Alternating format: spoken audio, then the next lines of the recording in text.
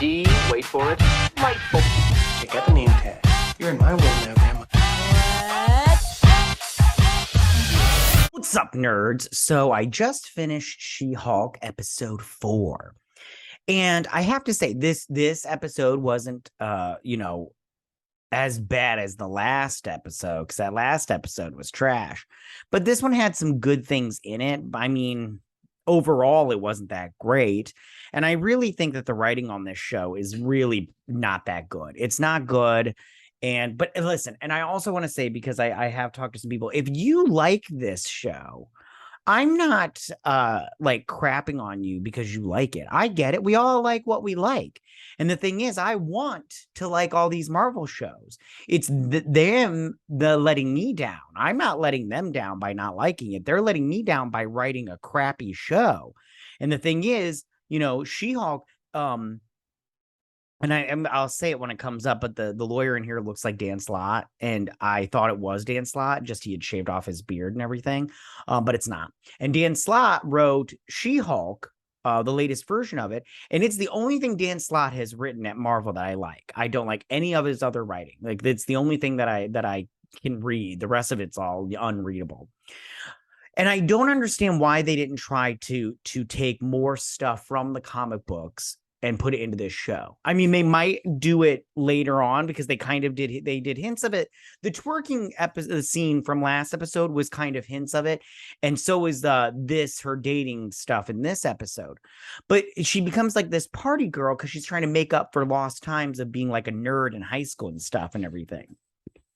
And she becomes like the She-Hulk, like full-time kind of thing.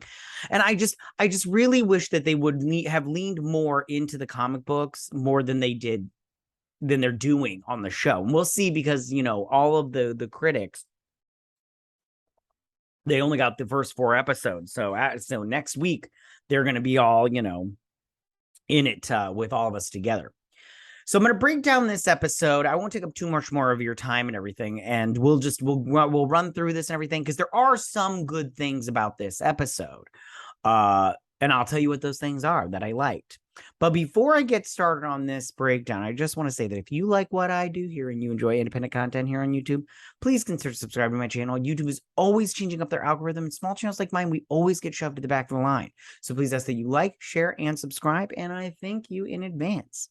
All right, so now that we got that out of the way, let's break down this episode. So it starts off in LA at this like magic house, which is based off of a real place. I've never been there, but I did see it in the show Love on Netflix, season 1. And you've got this magician who is Donnie Blaze. They kind of faked everybody out when they put everybody thought it was going to be Ghost Rider, but it's not Ghost Rider. It's this asshole. And he's doing these magic tricks, and he's not very good. Like, I've seen magicians before, and they're very good. Like, I've seen good ones, and I've seen ones that, they're like working on it and everything, but he's like not good.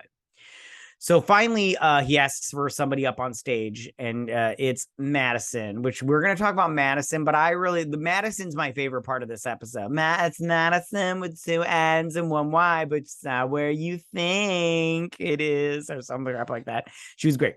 So he gives her these fake flowers or whatever, and she's like, they don't even smell like anything. And I love that she's got a cosmopolitan there. I think that's what that is. I don't know. But she was great this episode. Madison was my favorite part. Okay. So he sling rings her into another dimension, which we find out, like, you can see a skull right there, right? You see that and everything. And I'm all like, hey, my dude, maybe you shouldn't put her in that dimension, kind of thing. And then she plops up in the Carmitage with Wong, who is watching Sopranos, and she calls him Wongers and everything. She's got a heart right here, and she had to make a blood pact with a demon named Jake, which we see later on. I didn't get a screenshot of it, but it's like a goat. It's like the black goat from that movie Witch and everything, starring Anna Taylor-Joy. So he's watching The Sopranos. She's like, oh my God, this is the one where they kill Andrea or whatever her name is, or Adrena. Yeah, I can't remember. It's been a while. The girlfriend. And she's like, I cried so hard. And I'm like, I didn't cry. She deserved it. I was like, most of the people on that show that died, they did stupid stuff that got them killed. Anyways. So he's like, oh, Donnie Blaze will pay for this because she ruined it for him. And then we go back to Jen's apartment and she's like, hey, she's like, you guys look happy. She's like, it's because Wong's here. She's like, yeah, I feel like Wong gives us a protection from Twitter or something like crap like that. And I'm all like, no, it won't. Not for me. And then her dad pops up and she's like, what's all that? He's like, I got cameras, security stuff, some new locks, some pepper spray. She's like, what's the shovel for? And he's like, holes, don't ask. She's like, I'm a Hulk. I don't need that. And he's like, what'd the cops say? And she's all like, and he's like, you didn't call them. And she's like, I'm a Hulk and everything. And she's like, I know what's going on. They're not going to do anything. Which I just go, yeah, but, you could file a report. So then we go over to her office and she's setting up a date to go on a date survey. Who hasn't filled one of these out? Am I right? And she puts up her picture. Now, I just want to say right now, they have given her a not great haircut and they give her the crappiest clothes. And they do address it because I've always had a problem with her clothes in this. In the comic book, I felt she looked, She-Hulk, when she was in her suit, she looked sexy. I thought, maybe giving her a skirt would be helpful, but I thought she looked sexy there. I thought she looked professional at the same time. And here, they just give her a man's suit and she looks awful in it. And what's her face? This hooker, she addresses that. She's like, you need to watch your interview again, kind of thing. And then she's like, you wear the worst clothes or whatever. And she goes, well, none of you try to find clothes that fit me or whatever. And I have a feeling she's going to come back with a new style for her at the office, which will be good. Because what gets me is, I know everybody wants to be like fuck the male gaze and everything. By gaze, I mean GAZE. But I just go, why would you do that? Like, as a man, even if I was a homosexual, I would want to see a woman in nice clothing and with nice hair. I don't understand why they give her this haircut right here. Why don't they give her some straight hair every now and then? Or why doesn't she put her hair up or something? I don't like it when girls put their hair up. I feel like if you have beautiful hair, show it off. But anyways, I don't understand why the people running the show, women, by the way, don't want to try to make women look like they give her assistant, her paralegal, which has done no paralegal work whatsoever. They give her all these fun, I don't think they're great clothes, but at the same time, she's better dressed than Jen is. And I go, why? Why would you do that? Why would you not have your main character look good all the time, or at least most of the time? So she's doing her interview and she's all like, I can't remember what she says here about the interview, but then Wong shows up and he's like, I need your assistance. And she tells him what's going on. And she's like, well, we can send a cease and desist. And he says something about she's like, we have a book of, we have to learn. He's like, the book of Ashanti. And she's like, no, the book of American laws. And he's like, and she's like, do you have contact information? You gotta leave your contact information. And he puts out his little card. He does a magic trick or whatever. And I'm like, whatever. And then that night she's at the bar, with legal ease. Oh, Jesus. And she's like, are you, still doing work? It's after hours kind of thing. And this guy comes up who looks very douchey, but I just want to say right now, okay, ladies, I never met a girl that turned down a drink from a dude. Like, he's like, can I buy you ladies a drink? Because I don't want you to sit all alone. And then she's like, well, we're sitting together. So it's like literally not sitting alone. And it's like, hooker, you know what he meant. Okay. Let him buy you a drink. You don't owe him anything. I know some of you are going to be like, men think that they get sex if they buy you a drink. Okay. Let him think that. But that doesn't mean he's going to get it. Okay. You know how many drinks I've bought and didn't get anything? Plenty. I wish somebody would buy me a drink. I'll sleep with you right away. I'm very cheap. Anyways, so she looks at her and she's like, you used your company biopic and everything. And I'm all like, yeah, hooker, because sorry, she doesn't look like a big harlot like you do. So she says something about being making one of She-Hulk, and she's like, I'm gonna belittle myself. People should see me. I'm something to see. So the next day they go over to the magic guy's house, this little thing. And he's all like, you can't copyright art. And she's like, yeah, you can copyright art. And that's so true. You can copyright art. Like that's what stops you from just like printing a bunch of it on postcards and selling it. You have to pay for rights for that. Duh. So they are going to go to court. They decided, but so she gets a match on the dating app and at Finley's. She goes to Finley's with this dude. Finley's doesn't look that great, and neither does this dude. What a friggin' creeper. I'm not trying to diss on this guy's looks or anything, but I mean, could you look any more like a creeper? Okay, like yeah, like this guy looks like a take advantage of a girl-ist. I'm just saying, like, look at him. He's all like, hey, with the dark shadow, hold on, with the dark shadows, like, hey. And he's sitting here talking. He's like, I moved to LA, but I'm a New Yorker. And she's like, oh, how long did you live there? And he's like, 14 months. And I'm like, you're not a New Yorker. Stop that. And he's like, I just came out here. And then he's like, I'm also an entrepreneur. And she's like, oh, what? And it doesn't even matter what he said, because he's like, what do you do for a living? And as soon as she started talking, he picked up his phone. Now, listen, I've been on bad dates before, but this is ridiculous. Okay.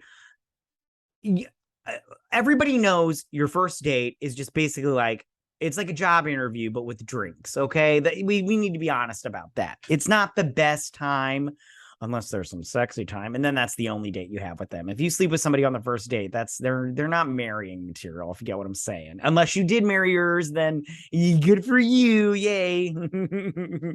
But he turns into a total dick. And I'm all like, come on, you guys. I understand women are right in this show, but if you just look at like a man's perspective, just for a hot minute and go, are there douchey dudes out there? Yes. But are there good guys out there that would date a lawyer? Yeah, I would have dated a lawyer. I don't care.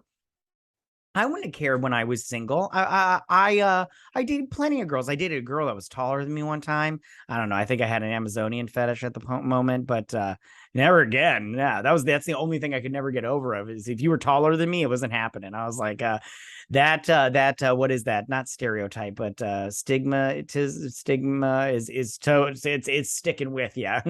So, anyways. So she's all like sitting there and the bill comes and they go to reach for stuff. He takes out his keys and she takes out her wallet. I don't like this either. Okay, listen, I know that you're an independent woman, but if you take a woman out on a date, guys, I'm sorry, you should, unless you agree on it, you should pay or you should split the bill. A woman should never have to pay for you. I'm not saying that because she obviously makes more than him because he's a loser. But it's not like, come on, it's not like the drinks were, although she does do like a kind of thing. But it's not like you're going to be hundreds of dollars for the drinks. Okay. So I think you could have shelled out, a 50 or two. Okay. Or like, what was it, $60? We'll say $60. I don't know. But he just gets his keys and he's like, we should do this again time. And she's like, that's a thought. And then he answers the phone. And he's like, yeah, she's 6. And I'm all like, rude. And yeah, that's her face for the drinks. And I just go, I don't know, man. It didn't make me angry, but I just go, you couldn't have written a better first date. Like not even if he just like at the end of it, he's just like, listen, I want to be honest with you. I'm not interested. But you seem like I'm not interested in dating you, but you seem like a really nice person.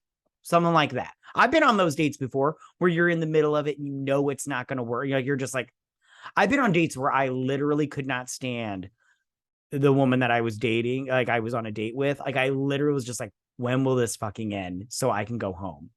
And even at the end of that, I was like, I was just straight up like, I'm not going to call you again. You're not going to call me again. You knew this didn't work kind of thing. Anyway, so sorry, I took way longer in that than I wanted to, that one scene. Anyways, okay, back to the courtroom scene, which they've admitted they don't know how to write, which, why would you admit that? And why wouldn't you hire somebody that knows how to write that stuff?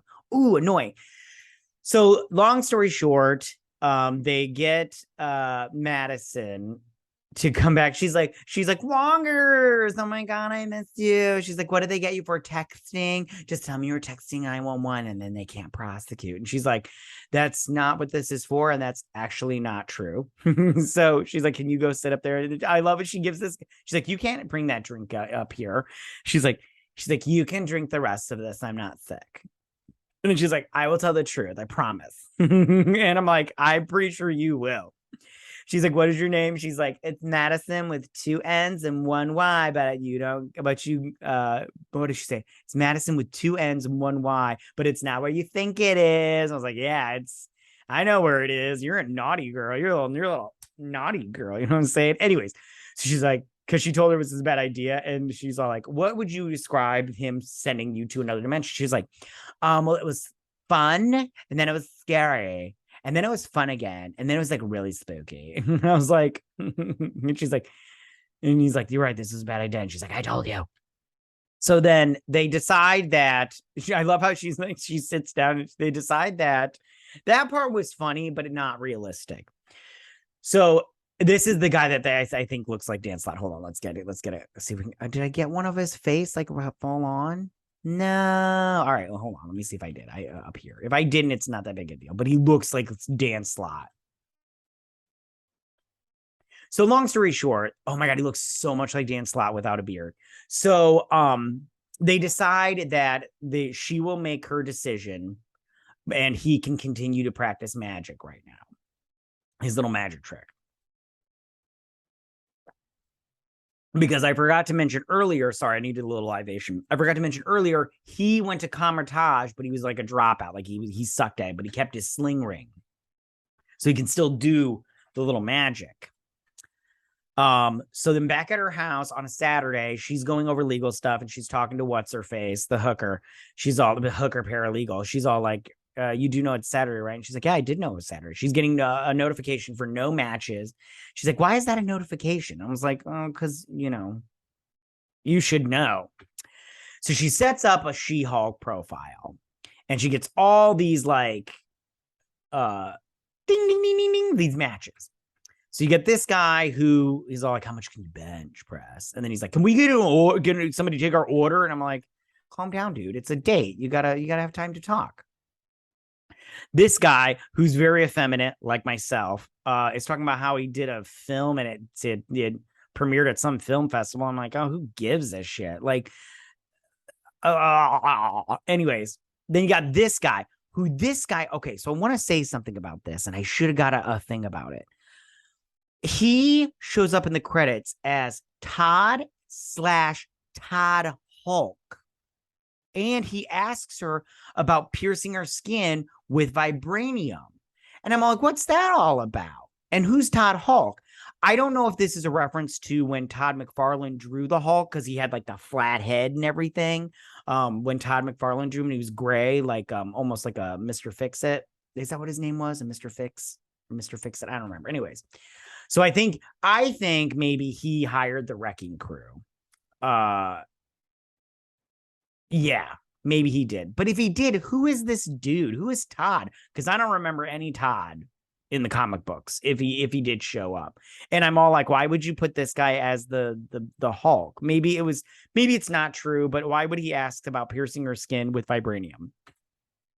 So then she goes out on this date with this hot doctor, and he's so hot, and he's a doctor. Look at those eyes. And long story short, she takes him home. So then back at the magic show, he's doing his magic trick and he's going to send her to this gas station back here. And she's like, no, last week you left my friend in a parking garage in Paloma. I'm not getting in your little fire hole. And I was like, wonder what that's reference to, his fire hole. Anyways, okay, I know I'm being very graphic. Anyways, so he creates this dove, and the dove lands on her hands, and it hatches an egg, or it lays an egg, and then the egg hatches, and there's like a little demon inside. So the demon starts running around. Oh, and then we go to Wong, who's watching This Is Us. I have only seen like 2 episodes of This Is Us. My wife loves that show. She cries all the time. I think that's their goal in that show. But I have seen Mandy Moore in that old lady makeup, and she's from the 2 episodes I saw, she did a good job. So then he shows up and he's like, I need your help. And he goes in to get the demons to go back to there because he opens a huge portal. So she's back at her apartment and he's all like, tell me more about you. I already know everything about me. I want to know about you and everything. He's like getting her real wet and everything. So then he gets some wine on his shirt. So he's going to clean everything. Look at those eyes. How could you not fall in love with that? And he's good looking. He's got the muscles. Yeah. She was going to let him take her to Pound Town for sure.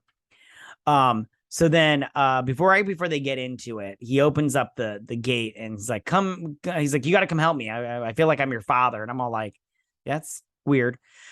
So she's like, what am I supposed to do? And he's like, act like a Hulk. And she starts kicking their butts. And this is the little dimension they're all from, which is like, what, a bat dimension. And she can't kill them. So they send them all to this little frozen area. And I'm all like, is that on Earth? Are you sending them to this frozen place where they can't die? Are they going to freeze to death? Are they going to be around still? What's going on here? Are you being negligent right here, Wong? And She-Hulk, come on.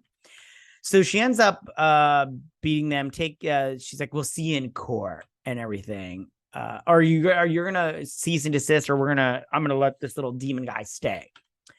So he's reading Bad Feminist by Roxane Gay, who's just, oh wow, big freaking whoop. That sold like 12 copies. Anyways, she's got some gross demon in her hair. And then she ends up picking him up. It's that scene we saw from the trailer. She picks him up.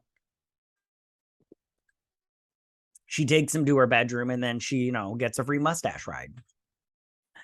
The next day, she's Jen, and she's making breakfast, which is so nice. She made fresh squeezed orange juice. That is so nice to what this dude does. So she gets these texts from Nikki. That's her name, that little hooker. She's like, good morning, sunshine. You owe me some dirty deets. But first, you'll never guess who's making the news again. It's crazy courtroom psycho, Titania. So she turns it on, and she's getting out of jail because all the charges are being dropped. Like she got drop kicked, not in her vagina like they tried. Anyways, so he gets up and he sees that it's Jen. And he's like, I'm going to go. And I'm like, oh, what a dick. I'm like, but at the same time, she did sleep with him on the first date. And I would have been the same way. I would have been like, listen, this was good. And we could do this again, but you're not the Marion kind. Not, at least not for me.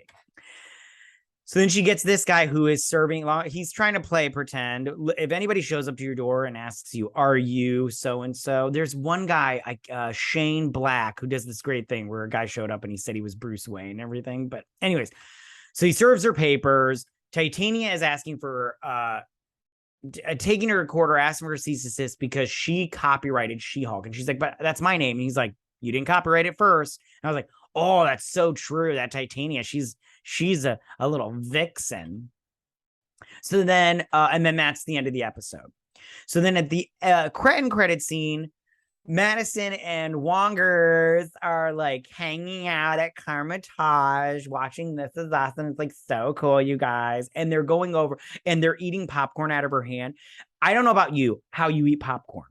Okay. Don't tell my wife, but she eats it in like handfuls. Like she's like, oh, and everything. And me, I'm all like, that is such a crazy way to eat popcorn. Me, I am such a girl about it, but not. I eat it one piece at a time, which my wife says is weird. She's like, you eat it one piece of popcorn at a time. I'm like, listen, I don't judge you for shoving buckets of it in your mouth all at once. Okay. I'm a one at a time popcorn eater. Okay. Leave me alone. But anyway, so it looks like that's what Madison's doing, or maybe like two at a time she's doing it. But they're going over alcoholic beverages that Wong might have had or has had. And I was all like, oh, that sounds delicious. And then she's like, have you ever had a blue motorcycle? Have you ever had a screwdriver? You ever had a dirty Shirley? You ever? And I was like, ooh. And I literally wrote it down because I have a podcast with my sister where we drink and get drunk and review movies. But yeah, and I was like writing the ones down that I had never had. I was like, I'm going to try that and everything. And then that's where the episode ends. So listen, as I said before, was this episode awful? No, because the last episode was worse than this episode. I feel like the first episode, this is probably the best episode out of the series so far. The first episode to now has not been good. I mean, the first episode I didn't hate. I just didn't like that speech at the end where she's like, I'm better than at masking my anger than you because I'm a woman. And you're all like, get out of here with that nonsense. I mean, come on.